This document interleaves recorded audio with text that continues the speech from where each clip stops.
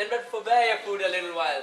There's an old poor man who after me had lived many a weary step in pure love, oppressed by age and hunger. I will not touch a bit. Go find him out, and we will nothing waste until you return. I thank you. Please be blessed for your comfort. Thou seest, we are not all alone unhappy. This wide and universal theatre presents more woeful pageants than the scene wherein we play. All the world is a stage, and all the men and women merely players. They have their exits and their entrances. And one man in his time plays many parts. His acts being 7 ages. At first, the infant, mewling, puking in the nurse's arms, and then the whining schoolboy with a satchel. And then the lover, sighing like furnace with a woeful ballad. And then a soldier, full of strange oaths and bearded like a pard, jealous in honor, sudden and quick in quarrel. And then the justice, his fair round belly with good capon lined, with eyes severe and beard of formal cut, full of wise saws and modern instances, and so he plays his part. The 6th age shifts into the lean and slippered pantaloon, with spectacles on nose and pouch on his side, his big manly voice turning again toward childish treble. Last scene of all, that ends this strange and eventful history, is second childishness and mere oblivion. Sauce teeth, sauce eyes, sauce taste, sauce everything. Re-enter Orlando with Adam. Welcome. Sit down your venerable burden and let him feed. I thank you most for him. I scarce can speak to thank you for myself. If thou truly art the son of the good Sir Roland, be truly welcome hither. I am the Duke that loved your father, good old man. And you, sir, are most welcome here as your master is. So give me your hand, and let me all your fortunes understand. A room in the palace. Enter Duke Frederick, Lords, and Oliver. Not see him since? Sir, that cannot be. Find out thy brother, whosoever he is. Bring him dead or living within this 12 month, or turn thou no more to seek a living in our territory. That, my lord, I knew in my heart in this. I never loved my brother in my life. Oh, villain thou! The forest. Enter Orlando with a paper. Hang there my verse, in witness of my love.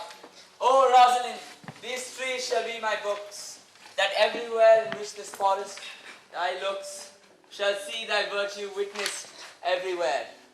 Run, run, Orlando, and carve out on every tree the fair, the chaste, and unexpressive she. Enter Corin and Touchstone. Was ever in court, shepherd? No, truly.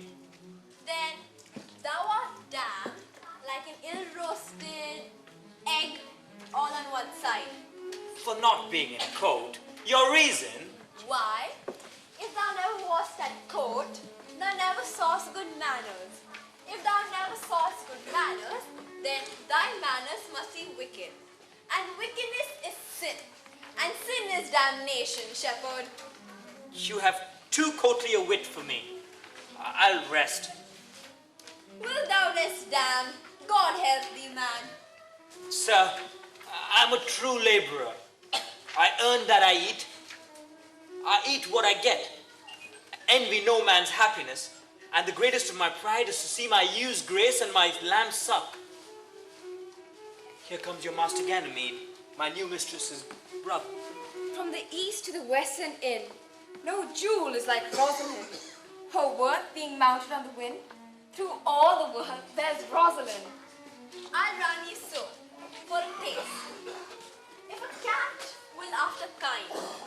be sure, will Rosaline. Winter garments must be lined, so must slender Rosaline. Sweetest nut had sorest rind.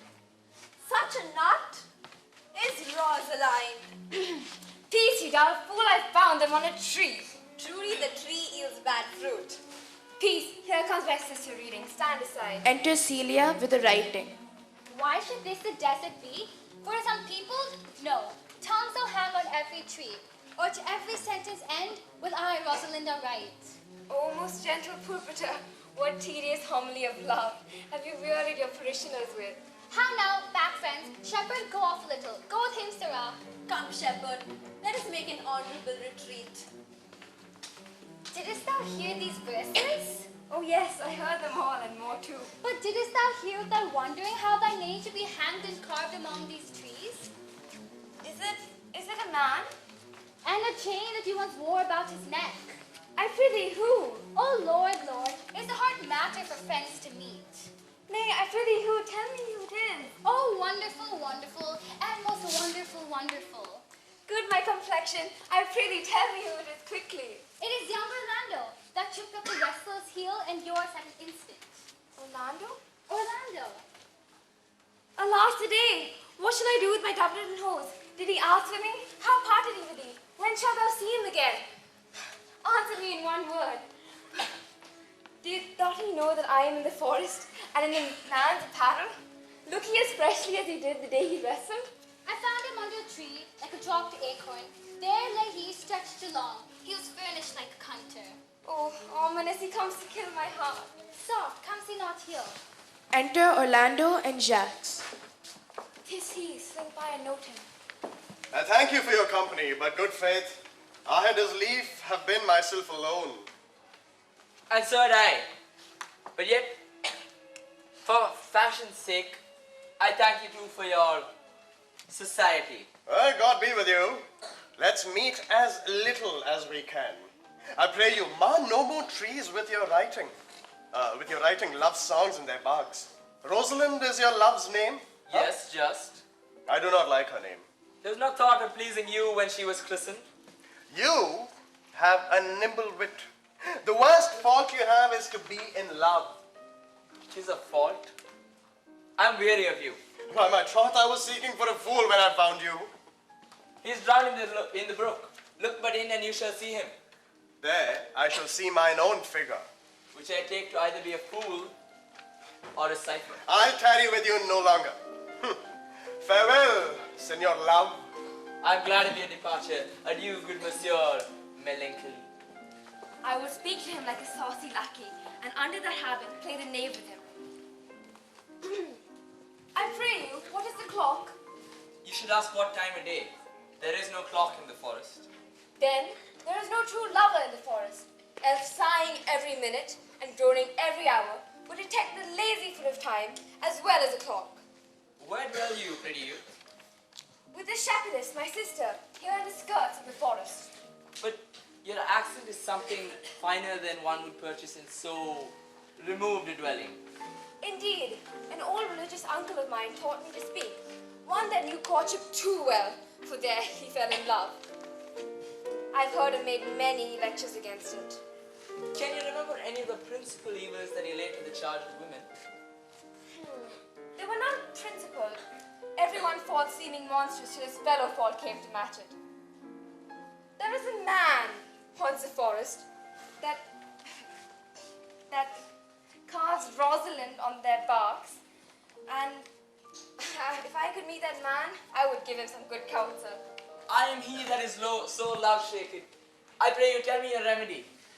There is none of my uncle's marks upon you. I am sure you are not prisoner. And what were his marks? A lean cheek, a blue eye and sunken, a beard neglected, all of which you have not, and everything about you demonstrating a careless destination. But you are no such man. I pray you, I would I could make thee believe. I love. Me believe it? You may soon make her that you love believe it. I swear to you, youth, by the white hand of Rosalind, I am he, that unfortunate he. Love is merely a madness. Yet, I profess curing it by counsel. I would not be cured. I would cure you if you would but call me Rosalind and come every day and woo me. By the faith of my love, I will. Nay, you must call me Rosalind. Come, sister. The forest. Enter Touchstone and Audrey, Jacques behind. Come with me, good Audrey. I'll fetch up your goats, Audrey. And how, Audrey? A madder man yet? Though my simple features content you? Your features? Lord want us. What features? Truly, I would the gods had made thee poetical.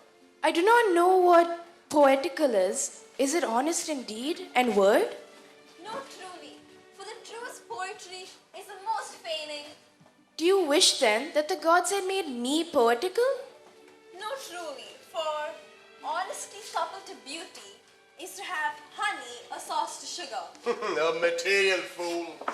Well, I am not fair, and therefore I pray the gods, make me honest. I will marry thee, and to that end I have been with Sir Oliver Martex, the vicar of the next village, who had promised to meet me in the forest and to couple us. I would fain see this meeting. Well, the gods give us joy. Amen. Word of a fearful heart, stand in this attempt, for here we have no temple but wood. But what though? Courage. Here comes Sir Oliver. Sir Oliver, you are well met. Will you dispatch us here under this tree, or shall we go with you to your chapel? Is there none here to give the woman?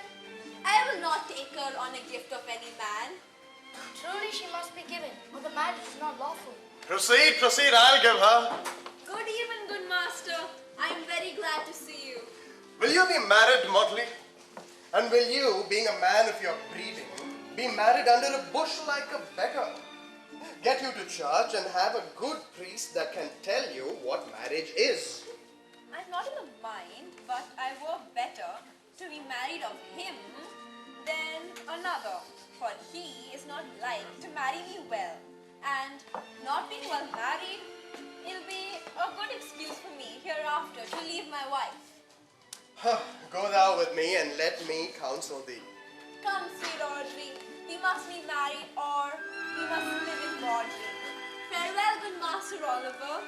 I will not to wedding with thee. Okay.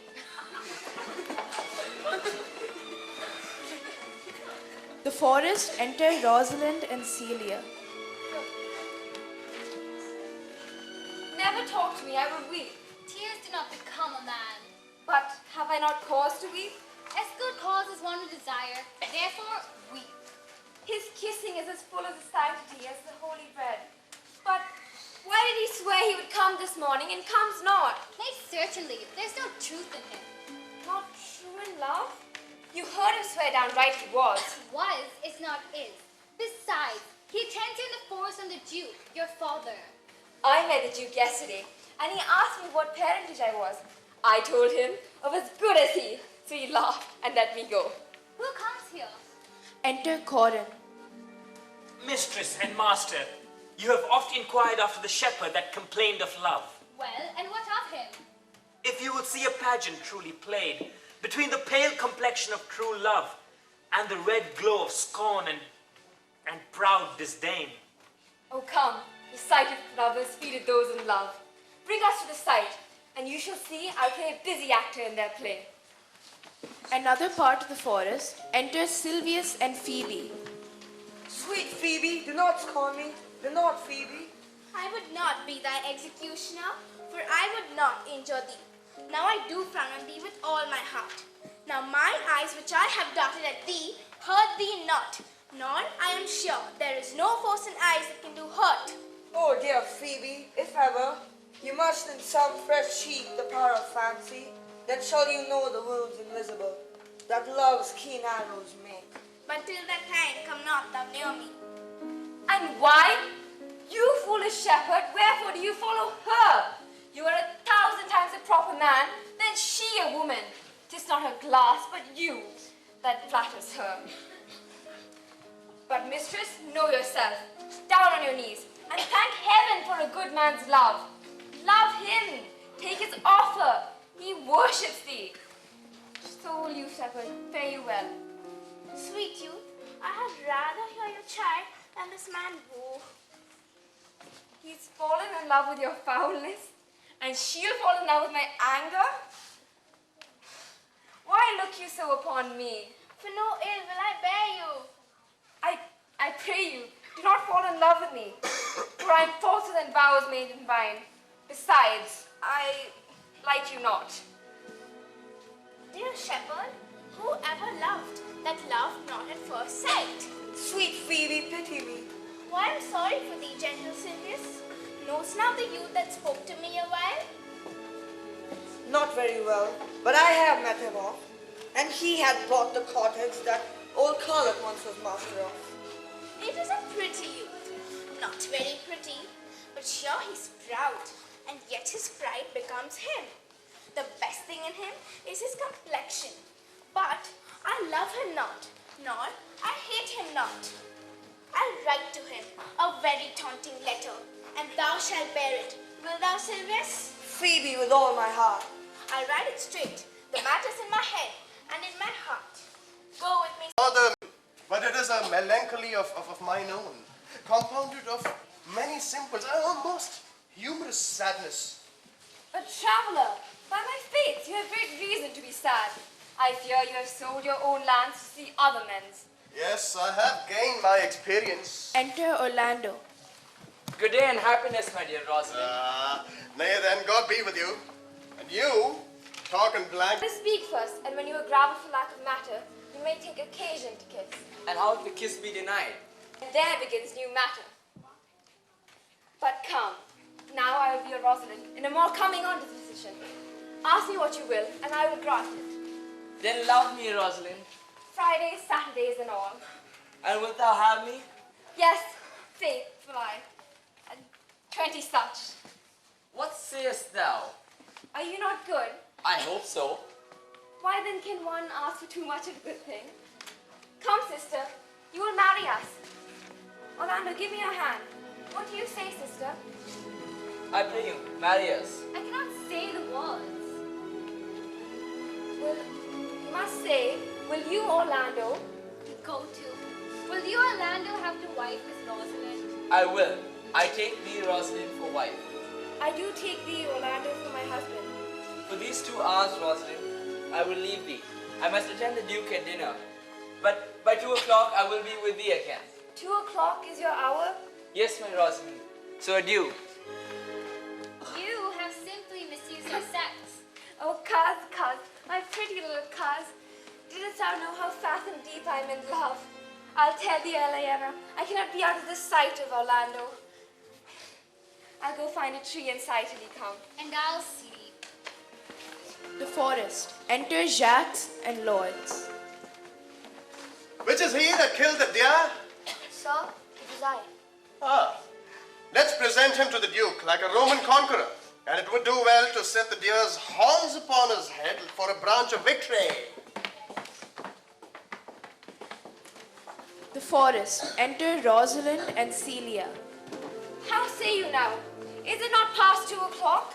And here much Orlando? I warned you. With pure love and troubled brain, he hadn't cast his bowed airs and has gone forth to sleep. Look who comes here. My errand is to you, Fayu. My gentle Phoebe, bid me give you this. As I cut, I guess it bears an angry tenor. Pardon me, I am but as a guiltless messenger. Patience herself would startle at this letter.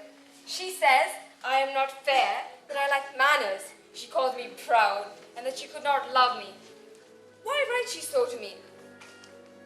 Well, shepherd, this is a letter of your own device. No, I protest.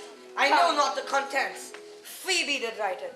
Come, you are a fool in this. She never did write this letter. This is a man's invention. Why, it is a boisterous and cruel style. Will you hear this letter? So please you, for I have never heard it. Art thou God to shepherd turn, that a maiden's heart had burned? Can a woman rail thus? Call you this railing? Alas, poor shepherd. No, he deserves no pity. Wilt thou love such a woman? Say this to her, that if she love me, I charge her to love thee. For here comes company. Good morrow, fair ones. Pray you, if you know, where in this forest stands a sheepcote fenced about with olive trees? West of this place, but at this hour there's none within. Are you not the owner of the house I did inquire for? We are. Orlando doth commend him to you, and to that youth he calls his Rosalind. He sends his bloody napkin. Are you he? I am. What must we understand by this? Some of my shame, if you know of me, what man I am, and how and why and where this handkerchief was stained. I pray you, tell it. When last the young Orlando parted from you, he left a promise to return again within an hour. Pacing through the forest, lo, what befell? A wretched, ragged man, overgrown with hair, lay sleeping on his back. About his neck, a green and gilded snake had wreathed itself, who, with her head, approached the opening of his mouth. But suddenly, seeing Orlando, it unlinked itself and did slip away into a bush, under which bush's shade, a lioness, with udders all drawn, lay crouching head on ground with a cat-like watch. When that the sleeping man should stir, for 'tis the royal disposition of that beast to prey on nothing that doth seem as dead. This seen, Orlando did approach the man and found it was his brother, his own elder brother. Oh, I've heard you speak of that same brother, and did render him the most unnatural that lived amongst men. I know he was unnatural. But to Orlando, did he leave him there, food to the stuffed and hungry lioness? Twice did he turn his back in purpose to, but kindness, nobler ever than revenge, made him give battle to the lioness, who quickly fell before him, in which, hurtling from miserable slumber, I awaked. Are you his brother? Was't you he rescued? Wasn't you that he so oft contrived to kill him? It was I, but it's not I. I do not shame to tell you what I was, since my conversions so sweetly tastes, being the man that I am. But for the bloody napkin. By and by, in brief, he led me to the gentle Duke, who gave me fresh array and entertainment, committing me unto my brother's love, who led me unto his cave. There stripped himself, and here upon his arm, the lioness had torn some flesh away, which all this while had bled. And now he fainted. He fainted and cried, in fainting upon Rosalind. Brief, I recovered him, bound up his wound, and after some small space, being strong at heart, he sent me hither to tell the story that you might excuse his broken promise, and to give you this napkin, dyed in his blood, unto the shepherd youth that he in sport call his Rosalind. I had now Ganymede, Saint Ganymede. Look, he recovers. Be of good youth, be of good cheer, youth. You a man. You lack a man's heart. Look, I pray you, tell your brother how well I counterfeited. Hi-ho. This was not counterfeit, it was a passion of earnest. I must answer back how you excuse my brother, Rosalind. I pray you, commend my counterfeiting to him. Will you go? The forest. Enter Touchstone and Audrey.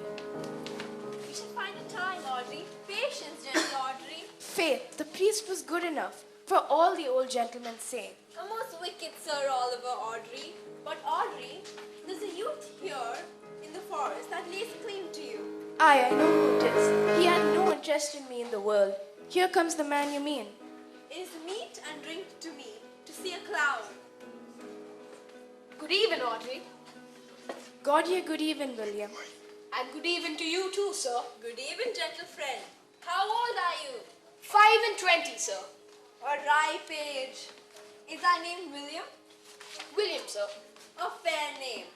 Was born in the forest here? Aye, sir. Thank God. A good answer. Art rich? Faith, sir. So-so. So-so is good.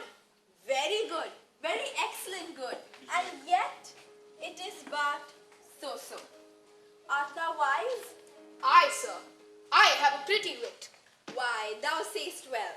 I do now remember saying, the fool doth think he is wise, but the wise man knows himself to be a fool. You do love this maid? I do, sir. Art thou learned? No, sir. Then learn this of me. Now, you're not Ipsy, for I am he. Which he, sir?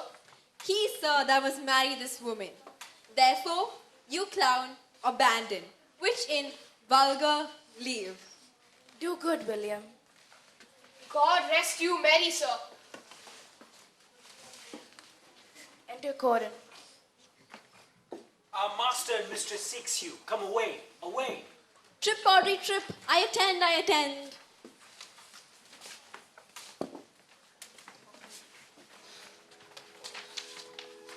The forest enter Orlando and Oliver. Is it possible that on so little acquaintance you should like her? That by seeing you should love, and loving woo? Neither call the giddiness of it in question. The poverty of her, the small acquaintance, my sudden wooing, nor her sudden consenting. But say with me, I love Eliana. Say with her that she loves me. My father's house and all the revenue that was old Sir Rowland's will I estate upon you, and here live and die a shepherd. You have my consent. Let your wedding be tomorrow. Thither will I invite the Duke and all his contented followers. Go and prepare Eliana. For look you, here comes my Rosalind. God save you, brother. And you, fair sister. Oh, my dear Orlando, how it please me to see thee wear thy heart in a scarf. It is my arm. I thought thy heart had been wounded with the claws of a lion. Wounded it is, but with the eyes of a lady. Did your brother tell you how I counterfeited to swoon I- when he showed me your handkerchief? And greater wonders than that. Oh, I know where you are. 'Tis true. For your brother and my sister no longer met, but they looked. No longer looked, but they loved. No sooner looked, but they loved. No sooner loved, but they sighed. No sooner sighed, and in these degrees have they made a pair of stairs to marriage. They shall be married tomorrow, and I will bid the Duke to the nuptial. But oh, how bitter a thing it is to look into happiness through another man's eyes. Why then, I will weary you no longer with idle talking. I can do strange things. If you do love Rosalind, when your brother marries Eliana, so shall you marry her. Speakest thou in sober meanings? By my life. Therefore, put you in your best array. Bid your friends, for if you will be married tomorrow, you shall, and to Rosalind if you will. Look, here comes a lover of mine and a lover of hers. Youth, you have done me much ungentleness to show the letter that I writ to you. I care not if I have. You are there followed by a faithful shepherd. Look upon him. Love him. He worships you. Youth, shepherd, tell this youth what it is to love. It is to be all made of sighs and tears, and so am I for Phoebe. And I for Ganymede. And I for Rosalind. And I for no woman. It is to be made of all faith and service, and so am I for Phoebe. And I for no woman. Pray you no more of this. 'Tis like the howling of Irish wolves to the moon. Silvius, I will help you if I can. Phoebe, I would love you if I could. Phoebe, I will marry you if I ever marry a woman. Orlando, I will satisfy you if I ever satisfied man. I'll not fail if I live. Nor I. Nor I. The forest enter Touchstone and Audrey. Tomorrow's a joyful day, Audrey. Tomorrow will we be married. I do desire it with all my heart.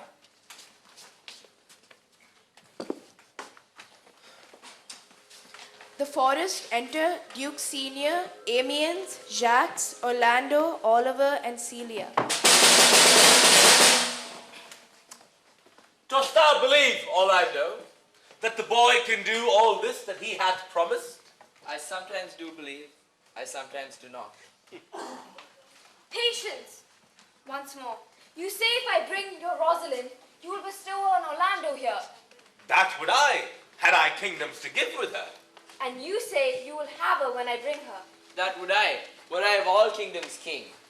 You say you will marry me if I be willing. That will I. But if you do refuse to marry me, you will give yourself to this most faithful shepherd. So is the bargain. You say that you'll have Phoebe if she will. Thou to have her and death were both one thing. I have promised to make these doubts all even. I do remember in this shepherd boy some lively touches of my daughter's favor. My lord, the first time that I ever saw him, he thought he was a brother to your daughter. But, my good lord, this boy is forest born and has been tutored by his uncle, whom he reports to be a great magician, obscured in the circle of this forest. Enter Touchstone and Audrey. Salutation and greeting to you all. Good, my lord. Bid him welcome. This is the mortally minded gentleman.